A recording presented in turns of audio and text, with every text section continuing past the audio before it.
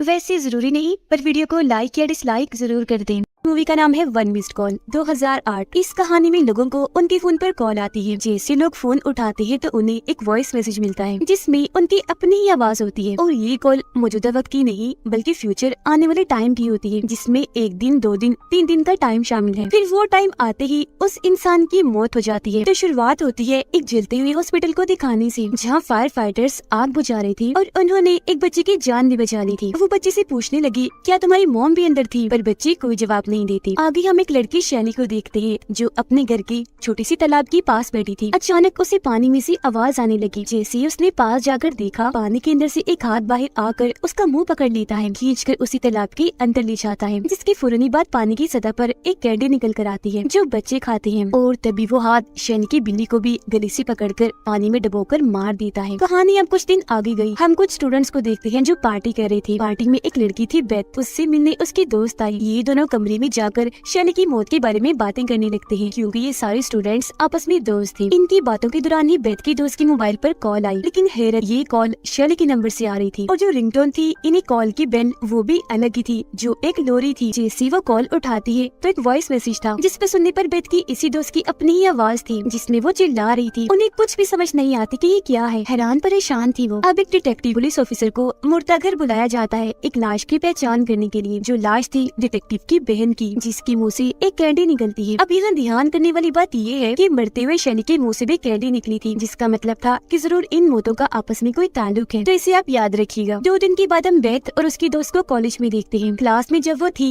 तो बेथ की दोस्त को हेलुसिनेशंस होने लगी, यानी ऐसे ख्याल ऐसी चीजें दिखाई दे रही थी जो असल में थी भी नहीं। जैसे बेथ के हाथ पर उसे बिच्छू रेंगते हुए नजर आया। क्लास खत्म होने के बाद बेथ उसे कॉफी पीने का पूछती है, पर वो साथ जाने से मना करके लाइब्रेरी आ जाती है। लाइब्रेरी बंद होने के बाद बेथ की दोस्त जब घर जा रही थी तो उसे और भी हेलुसिनेशंस होने लगती है। हर जगह उसे भूत आत्माएं शैतान दिख रहे थे, जिनसे वो बहुत डर गई थी, क्योंकि जाहिर है सभी बहुत भयानक थे। डर के आलम में वो बेथ को कॉल करती है। वो कहती है, घबराओ नहीं, मैं तुम्हारे पास ही हूँ, बस 2 मिनट तक पहुँचती हूँ। लेकिन वो तो इतनी डरी हुई थी कि उसकी हालत खराब होने लगी। डरती डरती वो एक ऊंची जगह से गिर गई। ट्रेन से टकराने से उसका एक्सीडेंट हो गया। वो इतनी जख्मी हो गई कि फौरन ही उसकी मौत हो जाती है। इसी दौरान बेथ भी यहाँ पहुँच गई और ये हादसा होते हुए वो भी देख लेती है। उसे अजीब तरह की आवाज भी सुनाई दी गई। अपनी दोस्त की लाश के पास जब वो आई तो उसके मुंह से भी कैंडी निकलती है। बेथ उसका फोन चेक करती है, जिसमें कॉन्टेक्ट नंबर ऊपर नीचे हो रही थी। ऐसा लग रहा था जैसे कोई दूसरा नंबर निकालने की कोशिश कर रहा है। इसके बाद कॉलेज में 2 लड़कियां इस हादसे के बारे में बात कर रही थी कि बेथ की दोस्त की भी मौत हो गई। उसकी और शैली की मौत एक तरह से ही हुई, एक फोन कॉल आने की वजह से। ये बातें सुनकर बेथ का मेल फ्रेंड उन पर गुस्सा करने लगा कि बंद करो ये फजूल की बातें, ऐसा कुछ नहीं है, ये सारी चीजें मन गढ़ंत है, बकवास है। बेथ भी यहाँ आ गई, कहती है कि नहीं, ये गलत नहीं है, बिल्कुल ऐसा ही है और उनकी मौत फोन कॉल की वजह से ही हुई। फौरन ही बात बेथ की मेल फ्रेंड को भी हेलुसिनेशंस होने लगी और उसे भी बिच्छू नजर आ रही थी। उसे थोड़ा अजीब लगा, इसीलिए वहाँ से वो निकल जाता है। बेथ भी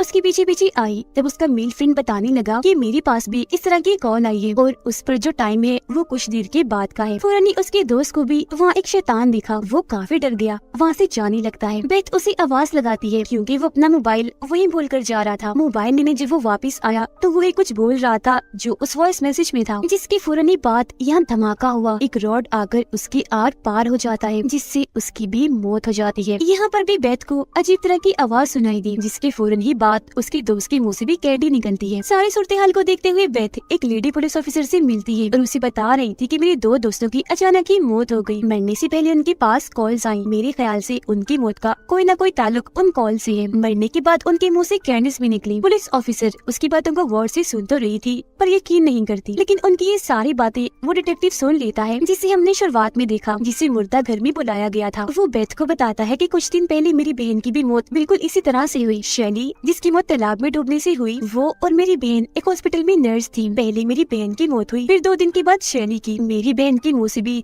लाल रंग की कैंडी निकली थी। इसलिए मैं भी इस बात को मानता हूँ कि जरूर इन फोन कॉल्स, कैंडीज और इन मौतों के बीच कोई ताल्लुक है। वो फिर बेथ को अपना मोबाइल नंबर देते हुए कहता है कि कोई भी मदद चाहिए राब्ता कर लेना, मैं भी इन सब मरने वालों की फोन कॉल्स की डिटेल्स निकाल कर तुम्हें बताऊंगा। बेथ जब घर आई तो देखती है कि उसकी रूममेट एनी जो इस घर में उसके साथ रह रही थी वो काफी डरी हुई थी। बेथ को बताती है कि हमारी मेल फ्रेंड के मोबाइल में मेरा नंबर भी था, हो ना हो अगली कॉल मुझे ही आएगी, लेकिन मैं मरना नहीं चाहती। तब उसे रिलैक्स करने के लिए बेथ अपने और उसके मोबाइल की बैटरीज ही निकाल देती है और बोलती है कि देखो मैंने बैटरीज निकाल दी, अब रिलैक्स हो जाओ, हमें कोई कॉल नहीं आएगी। लेकिन रात को जब ये दोनों लड़कियां सो रही थी तो रिंगटोन होती है और ये रिंगटोन भी लोरी ही थी जो बेथ की रूममेट के मोबाइल पर आ रही थी। हालांकि उसके मोबाइल में बैटरी नहीं थी लेकिन फिर भी उसे कॉल आ रही थी। ये कॉल 2 दिन के बाद के टाइम की थी जो देखकर रूममेट काफी डर गई क्योंकि जो वॉइस मैसेज था उसमें रूममेट के चिल्लाने की आवाज थी। रात तो ऐसी गुजर गई पर सुबह होते ही ये लड़कियां उसका मोबाइल ही तोड़ देती है। रूममेट से मिलने फिर एक आदमी आया जो एक लाइव टीवी शो का मालिक था। उसे पता चला कि अगली कॉल रूममेट के पास आई थी, इसीलिए वो अपने टीवी शो में उसको लाना चाहता था ताकि उसके मरने के टाइम जो कुछ भी रूममेट के साथ हो रहा हो वो सब ये टीवी शो का मालिक लाइव दिखा सके। और रूममेट की जान भी जब वो बचा ली तो ये चीज भी हर कोई देख ले। लेकिन बेथ उसे ऐसा करने से मना कर देती है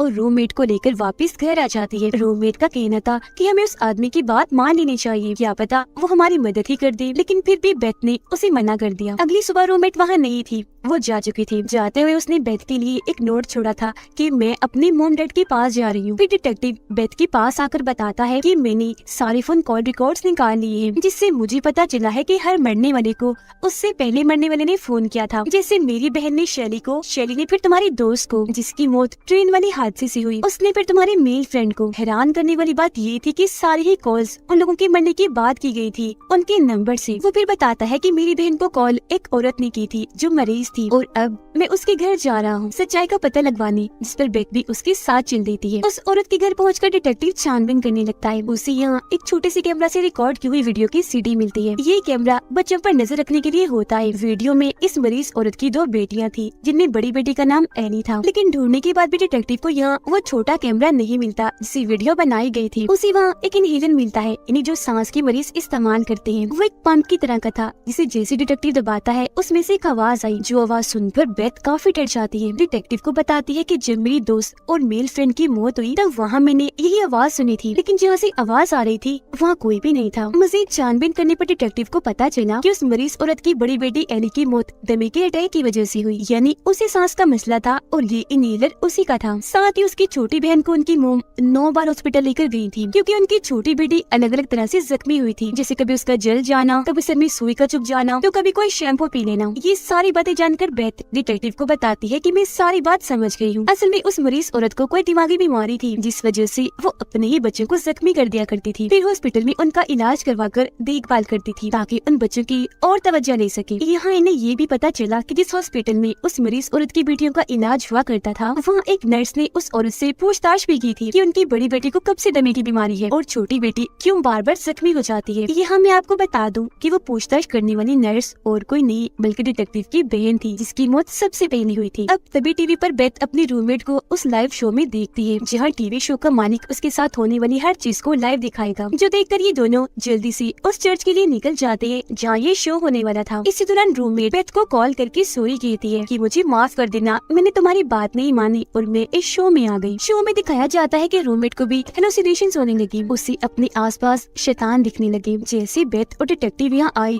लाइट्स अपने आप ही बंद हो जाती है, जिसके बाद कोई शैतानी ताकत आकर रूममेट पर हमला कर देती है, उसका सांस रोककर जान से मार डालती है। लाइट वापस आ गई। बेथ अपनी रूममेट को मरा हुआ देखती है, उसके मुंह से भी कैंडी निकलती है। तभी बेथ के पास अपने रूममेट की कॉल आती है जिसमें कल रात 7:55 का टाइम था। कॉल उठाने पर वॉइस मैसेज में बेथ की आवाज थी जिसमें वो चिल्ला रही थी, जिसका मतलब अगला मरने का नंबर बेथ का था। इसलिए डिटेक्टिव उसकी हिफाजत करने के लिए उसके साथ उसके घर पर ही रुकता है। अगली सुबह जब हुई तो दोनों ही काफी परेशान थे क्योंकि इनके पास बस शाम 7:55 तक का ही टाइम था बेथ को बचाने के लिए।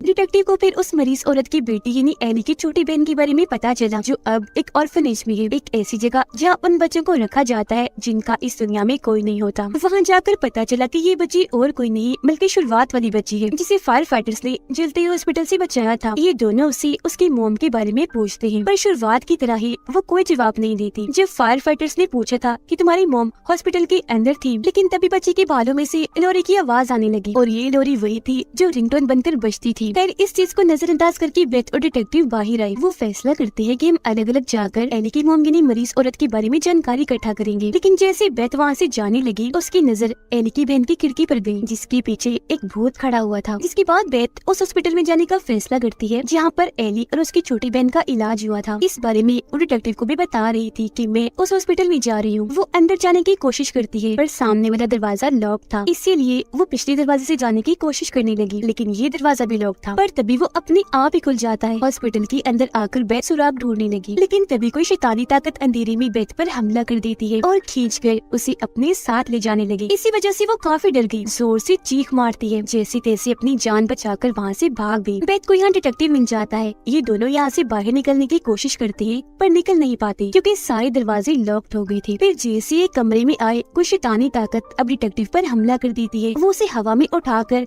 कमरे से बाहर फेंक के मारती है, जिससे डिटेक्टिव को इतनी चोट आई कि वो बेहोश हो गया। कमरे का दरवाजा भी लॉक्ड हो जाता है। बेथ को यह वेंटिलेशन वाला छोटा सा रास्ता दिखता है, जिसके अंदर वो फौरन चली गई यहाँ से बाहर निकलने के लिए। जो वो उस रास्ते में थी तो उसके मोबाइल पर लगातार कॉल आ रही थी। फिर तभी बेथ को यहाँ एक जली हुई लाश दिखती है, जिसकी हालत बहुत खराब थी। उसके हाथ में एक मोबाइल था, जिसके जरिए ही बेथ के फोन पर कॉल जा रही थी। बेथ फौरन उससे फोन छीनकर तोड़ देती है। ऐसा होने से लाश में थोड़ी हलचल हुई। इसे देखकर बेथ वहाँ से भागने लगी। उसके पीछे पीछे लाश भी भागी। पास आती आती वो बेथ के ऊपर ही आ जाती है। वो काफी डर गई। लाश को कहती है, प्लीज डोंट हर्ट मी, यानी मुझे तकलीफ मत देना। बेथ बार बार यही लाइन दोहरा रही थी कि प्लीज डोंट हर्ट मी, जिससे फौरन लाश भी बेथ को कुछ नहीं करती, उल्टा ये कहती है फॉरगिव मी, यानी मुझे माफ कर दो। तभी इधर डिटेक्टिव भी आ गया। देखता है कि 7:55 हो गई है, पर बेथ की जान नहीं गई, वो बच गई। अगले ही पल बहुत सारे पुलिस ऑफिसर्स आ गए उनकी जान बचाने के लिए। बेथ डिटेक्टिव से कहती है कि मुझे यहाँ लाया गया इसलिए नहीं कि मार दिया जाए, बल्कि इसलिए कि मेरी जान बच जाए। उस जली हुई लाश ने ही मेरी जान बचाई। डिटेक्टिव ऑर्फनेज में जाता है एली की बहन से मिलने के लिए, पर वो सोई हुई थी। डिटेक्टिव को वहाँ बच्ची का भालू मिलता है और उसे पता चला कि वो छोटा कैमरा ही दरअसल ये भालू है। ये नहीं है तो ये कैमरा बस इसे भालू की शक्ल दी हुई है जो बच्चों पर नजर रखता है। उसमें से सीडी निकालकर डिटेक्टिव वीडियो देखने लगा और उसे पता चला कि इस बच्चे की मोम नहीं बल्कि उसकी बड़ी बहन एली ही उस पर जुल्म करती थी, उसे चोट पहुंचाती थी। हर दिन अलग अलग तरीके से वो अपनी बहन को जख्मी करती थी। ऐसा करने से उसे बहुत मजा आता था। लेकिन एक दिन उनकी मोम ने देख लिया कि एली अपनी छोटी बहन का हाथ काट रही है। एली की इस हरकत पर उसकी मोम को काफी गुस्सा आया। उन्होंने उसी कमरे में बंद कर दिया। छोटी बेटी को वो हॉस्पिटल ले गई। इसी दौरान एली को दमे का अटैक हुआ। वो अपनी मोम को कॉल करने लगी, पर इसी दौरान ही उसकी मौत हो गई। डिटेक्टिव के साथ ये वीडियो एली की छोटी बहन यानी वो बच्ची भी देख रही थी। वो बच्ची से पूछता है कि तुम्हारी बहन तुम पर जुल्म किया करती थी, इस बारे में तुमने अपनी मॉम को क्यों नहीं बताया? बच्ची बोली, मुझे जख्मी करने के बाद मेरी बहन मुझे एक कैंडी दिया करती थी, इसीलिए मैंने ये बात मॉम से छुपाई। उधर बेथ जब घर में अकेली थी तो उसके पास एली की आत्मा आती है जिसे बेथ नहीं देख पाती। तभी यहाँ डिटेक्टिव आ गया, बेथ को सारी बात बता देता है जो उसने वीडियो में देखी और कहता है कि तुम सही कह रही थी, एली की आत्मा ही सबको मार रही है और उसकी मॉम ने ही तुम्हारी जान बचाई जो वो जली हुई लाश थी। उनकी बातों के दौरान ही दरवाजे पर दस्तक हुई। डिटेक्टिव दरवाजे की छेद से देखने लगता है। हालांकि बेथ उसे ऐसा करने से मना भी करती है, पर वो नहीं मानता। अगले ही पल एक चाकू उस छेद से आकर डिटेक्टिव की आंख में घुस जाता है। उसका सर चीरते हुए दिमाग में घुस गया और तभी दरवाजा खोलकर एली की आत्मा अंदर आती है बेथ को मारने के लिए, जो अब पूरी तरह शैतान बन गई थी। लेकिन एक बार फिर एली की मोम यहाँ आकर बेथ की जान बचा लेती है। डिटेक्टिव की हालत इतनी खराब थी कि उसकी भी मौत हो जाती है। उसके मुंह से भी एक कैंडी बाहर आती है। उसके मोबाइल से फिर नंबर अपने आप ही डायल होने लगते हैं अगले शिकार के लिए। अब यहाँ मैं आपको इस मूवी का खुलासा कर देती हूँ, और वो ये कि एली ही शैतान थी। असल में बचपन से ही उसमें शैतानी हरकतें थी। जैसे अपनी बहन को जख्मी करने के बाद वो उसे कैंडी देती थी, लेकिन जब उसकी मौत हुई तो वो एक पूरी शैतान बन गई और फिर लोगों को मारने के बाद उन्हें कैंडी देती थी। इसीलिए हर किसी के मुंह से कैंडी निकलती थी। और जिस तरह से उसकी मौत हुई अपनी मम को कॉल करते करते, ऐसे ही वो लोगों को मारने के बाद उनके नंबर से अगले मरने वाले इंसान को कॉल कर दिया करती थी। और इसी के साथ ये कहानी इधर ही खत्म हो जाती है।